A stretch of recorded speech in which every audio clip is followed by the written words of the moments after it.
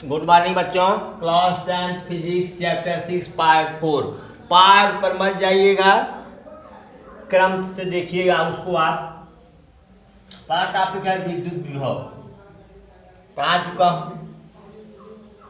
एकांक आवेश को अनंत से जहाँ भी बराबर 0 विद्युत क्षेत्र के अंदर किसी बिंदु तक लाने में किया गया कार्य उस बिंदु का विभव कहलाता है।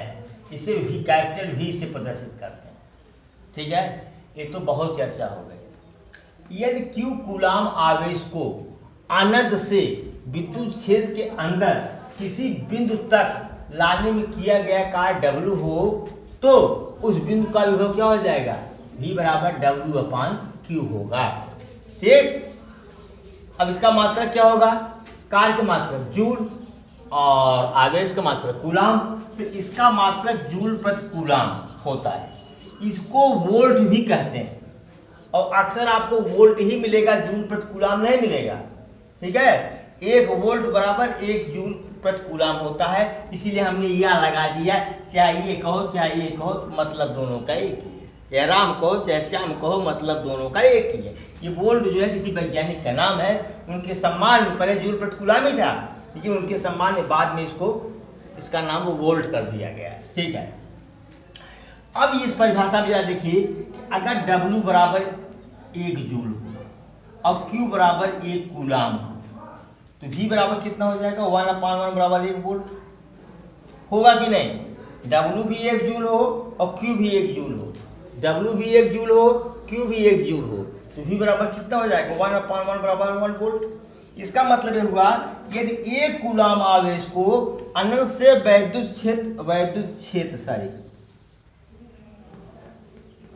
क्षेत्र के अंदर किसी बिंदु तक लाने में किया गया कार्य 1 जूल हो तो उस बिंदु का विभव कितना होगा? 1 वोल्ट होगा। 1 कूलाम आवेश ले आइए, कहाँ से? अनंत से। अनंत मतलब जहाँ पर विभव 0 विद्युत क्षेत्र के अंदर 1 कूलाम आवेश को ले आइए। अगर लाने में 1 जूल कार्य करना पड़ रहा है तो उसका विभव क्या होगा? 1 वोल्ट होगा। नोट करें प्लीज इसको।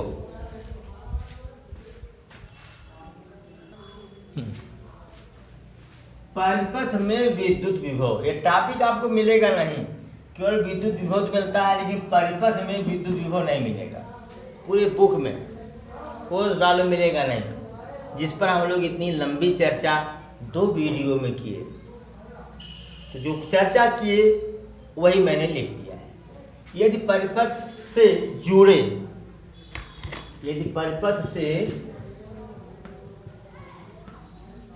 सेल या बैटरी के ऋण टर्मिनल के विभव को 0 मान लिया जाए तो 1 कूलाम आवेश को सेल के ऋण टर्मिनल से परिपथ के किसी बिंदु तक प्रवाहित होने में किया गया कार्य उस बिंदु का विभव कहलाता है। चलो भाई, झंझट से मुक्ति। पता नहीं कहाँ से सोच लिए, इसको दिमाग में आ गया बुढ़ौती में। अब पढ़ते हैं विभवांतर। शायद इसकी परिभाषा पहले लिखा चुका हूँ, लेकिन कंफ्यूजन में हूँ इसीलिए फिर लिखवा दिया। परिपथ में किन्हीं 2 बिंदुओं के बीच एकांक आवेश को प्रवाहित होने में किया गया कार्य उन दो बिंदुओं के बीच का विभवांतर कहलाता है। क्योंकि विभवांतर है इसलिए इसको हम डल V से प्रदर्शित करते हैं। डल V मतलब ये अंतर, डल जो है अंतर को प्रदर्शित करता है। इसको डल पढ़ते हैं, जो त्रिभुज बना है इसको डल पढ़ते हैं। डल V बराबर W/Q जूल प्रति कूलाम या वोल्ट इसका मात्रक होता है। जो विभव का होता है वह विभवांतर का मात्रक होता है। यह अदिश राशि और विभव भी अदिश राशि है। ठीक है, अब आगे आता है प्रतिरोध। प्रतिरोध में लिखने से पहले आप समझ लें कि हम लोग पढ़े हैं बहुत कायदे से कि जिस समय आवेश प्रवाहित होते रहते हैं तो बार बार अणुओं, आयनों, परमाणुओं से टकराते रहते हैं, जिनके कारण उनके गति में बाधा उत्पन्न होती है। बाधा, वही बाधा ही क्या है? प्रतिरोध है। जो बाधा, प्रतिरोध, विरोध, वहीं से अर्थ इसका निकालिए, प्रतिरोध, विरोध, ठीक है। बाधा, तो जो वही बाधा उत्पन्न हो रहा है क्या, आवेशों के प्रवाह, वही क्या है, प्रतिरोध है। ये वास्तव में चालक का एक गुण होता है। चालक का, हर चालक का एक गुण होता है। हर चालक में यही समस्या है कि जब आवेश प्रवाहित होंगे तो भाई उसमें गुण कह लो चाहे मजबूरी कह लो, उसमें आयन और परमाणु और अणु है ही। अगर वो नहीं है तो चालक का अस्तित्व ही नहीं है। लेकिन परिभाषा तो बनानी ही है, ठीक है। तो परिभाषा क्या बना दी गई कि किसी चालक का वह गुण जिसके कारण वह अपने अंदर आवेश के प्रवाह, आवेश के प्रवाह क्या कहते हैं, विद्युत धारा कहते हैं। कोष्ठक मैंने विद्युत धारा लिख दिया है। आवेश के प्रवाह का विरोध करता है कामा, यहाँ गुण पर भी कामा लगाया हमने। चालक का प्रतिरोध कहलाता है। इसे कैपिटल आर से प्रदर्शित करते हैं। कैपिटल आर बराबर वी अपान आई, मतलब वोल्ट बटे धारा, सॉरी विभवांतर बटे धारा, वी अपान आई। इसका मात्रक क्या हो जाएगा, वोल्ट का मात्रक क्या है, सॉरी विभवांतर का मात्रक क्या है, वोल्ट, और इसका धारा का मात्रक होता है एम्पियर। गलत लिख दिया, वोल्ट प्रति एम्पियर, ठीक है। तो वोल्ट प्रति एम्पियर को हम ओम भी कहते हैं। क्या कहते हैं, ओम। ये ओम भी वैज्ञानिक का नाम है। इनके सम्मान में, ओम साहब के सम्मान में वोल्ट प्रति एम्पियर को ओम बता दिया गया। और ओम का ये सिंबल है, ओम का क्या है, ये सिंबल है, ठीक है। इसको आप लोग नोट करें। प्रतिरोध भी आप अच्छी तरह से समझ गए होंगे। आगे चलते हैं। अब पढ़ते हैं हम लोग प्रतिरोध को प्रभावित करने वाले कारक। आपकी हेडिंग है प्रतिरोध को प्रभावित करने वाले कारक। यानी कौन कौन चीजें प्रतिरोध को प्रभावित करती हैं। पहला है, किसी चालक का प्रतिरोध चालक की लंबाई L के अनुक्रमानुपाती होता है, अर्थात R समानुपाती L।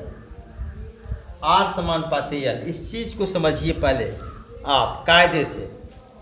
चालक तार, चालक मीन्स तार, तार जितना ही अधिक लंबा होगा उसका प्रतिरोध उतना ही अधिक होगा, ठीक।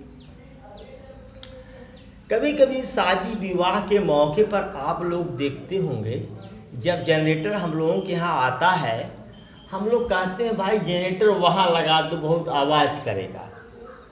तो जनरेटर वाला कहता है साहब उतना दूर अगर आप जनरेटर कर देंगे तो मेरा जनरेटर बैठ जाएगा, लाइट सप्लाई नहीं कर पाएगा। बस वो इतने जानता है कि लोड ज़्यादा हो जाता है, लोड बढ़ जाता है जनरेटर पर, ठीक है। लेकिन उसका कारण वो नहीं जानता। कारण आप जान रहे हैं कि जब लंबाई बढ़ेगी तो प्रतिरोध बढ़ेगा। जब भाई प्रतिरोध यानी विरोध जब बढ़ेगा, जब विरोध बढ़ेगा तो धारा, तो जनरेटर पर लोड बढ़ेगा, क्योंकि जनरेटर ही तो मुक्त इलेक्ट्रॉनों को, माफ़ करिएगा, अभी बताए थे ना कि मुक्त इलेक्ट्रॉन कहने पर आप प्रोटॉन झगड़ा कर लेगा, लेकिन सच्चाई यही है कि तार में मुक्त इलेक्ट्रॉन ही प्रवाहित होते रहते हैं, ठीक। जब प्रतिरोध ज़्यादा होगा तो इलेक्ट्रॉन को ज़्यादा कार्य करना पड़ेगा, मुक्त इलेक्ट्रॉन को, और ज़्यादा कार्य करना पड़ेगा तो जनरेटर को ज़्यादा ऊर्जा देनी पड़ेगी। जब जनरेटर को ज़्यादा ऊर्जा देनी पड़ेगी तो क्या होगा, अगर जनरेटर की क्षमता नहीं है तो वो बैठ जाएगा, ठीक। तो कहता है कहीं नज़दीक बताइए, वहाँ मैं जनरेटर लगा दूँ। तो कारण उसका यही है कि जब तार की लंबाई बढ़ेगी तो प्रतिरोध बढ़ेगा। जब प्रतिरोध बढ़ेगा तो मुक्त इलेक्ट्रॉन्स को कार्य करने के लिए ज़्यादा एनर्जी की जरूरत होगी, ठीक। अगर जनरेटर आपका कमज़ोर है तो उतनी एनर्जी नहीं दे पाएगी, अंत में जनरेटर खुद ही चुपचाप खड़ा हो जाएगा। एक चीज़ ये क्लियर हुआ आपका। दूसरा है किसी चालक का प्रतिरोध चालक के अनुप्रस्थ काट के क्षेत्रफल के विरोध क्रमानुपाती होता है, अर्थात R समानुपाती 1/A। देखो बेटा, अनुप्रस्थ काट का क्षेत्रफल का मतलब ये हुआ, जैसे ये तार है ना, बड़ा क्या ये तार है ना, ये इसके मुंह का क्षेत्रफल, या तार को काट दीजिए तो उसके मुंह का क्षेत्रफल निकाल लीजिए। तो ये क्षेत्रफल जितना अधिक होगा, यानी ये चाक जितनी अधिक मोटी होगी, यानी तार आपका जितना ही अधिक मोटा होगा, उसका प्रतिरोध उतना ही कम होगा।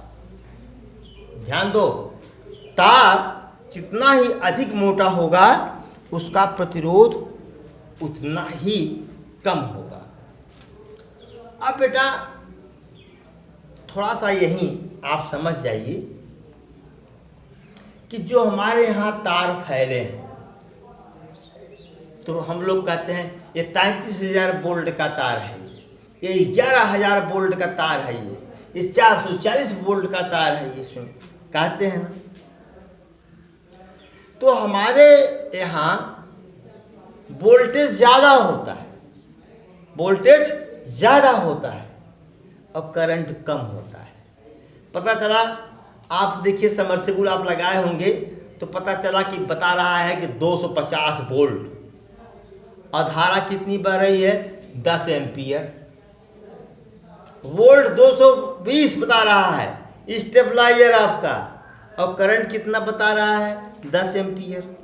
मतलब धारा की क्या दशा है, हमारे यहाँ जो धारा मिल रही है, हाई वोल्टेज लो एम्पियर, लो करंट, हाई वोल्टेज लो करंट। ठीक है, कारण क्या है इसका, तार का पतला होना। अगर यही जो इतना पतला तार है, इतना मोटा तार कर दें, ध्यान दो, तब इतना मोटा तार बिछाने के लिए पोल कितना मजबूत होना चाहिए, इसको भी जरा सोच लो।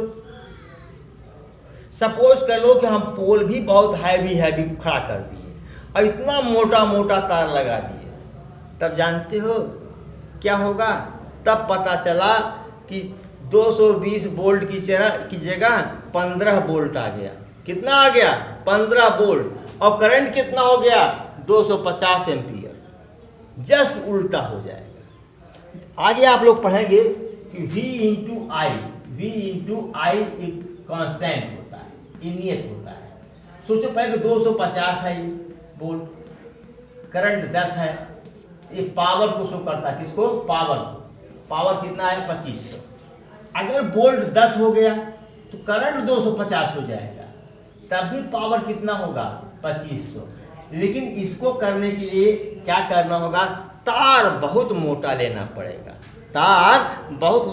लेना पड़ेगा। ये हमारे देश की या बहुत सारे देशों की हैसियत नहीं है इतना मोटा तार लगा दें।